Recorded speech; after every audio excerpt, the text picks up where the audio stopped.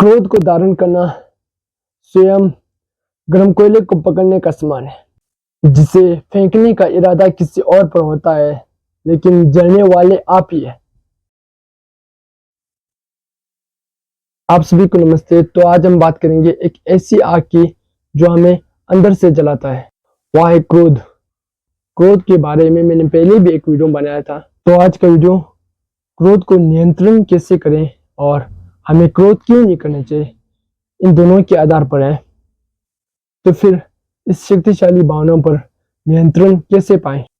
बुद्ध का मार्ग हमें दो सरल पर गहरी तरीके सिखाता है, जागरूकता यानी कि माइंडफुलनेस और करुणा यानी कि कंपैशन।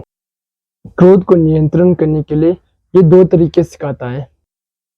सबसे पहले जागरूकता यानी कि माइंडफुलनेस। जब भी आपको लगे कि आपको गुस्सा आ रहा है तो रुके, प्रतिक्रिया तुरंत ना दें। बुद्ध कहते हैं कि हमारी और हमारे प्रतिक्रिया के बीच एक छोटा सा अंतराल होता है, उसी अंतराल में काम करना है। सांस लेना, अपनी सांस पर ध्यान दें, गहरी सांस लें और धीरे धीरे छोड़ें। यह आपके मन को तुरंत वर्तमान क्षण में वापस लाता है और क्रोध की आग को ठंडा करता है।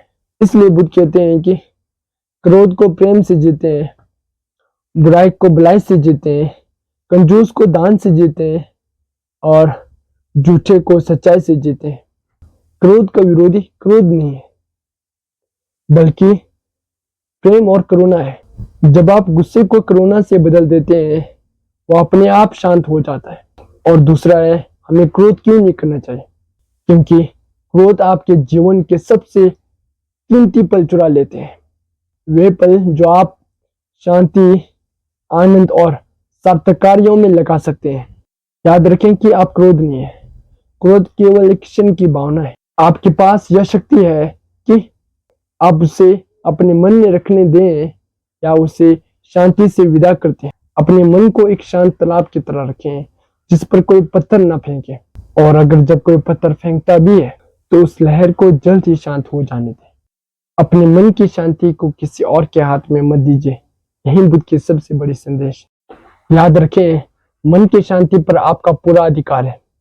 इस प्रकार के और वीडियो देखने के लिए मेरे चैनल को सब्सक्राइब करें, इस वीडियो को लाइक करें और अपने दोस्तों के साथ शेयर करें।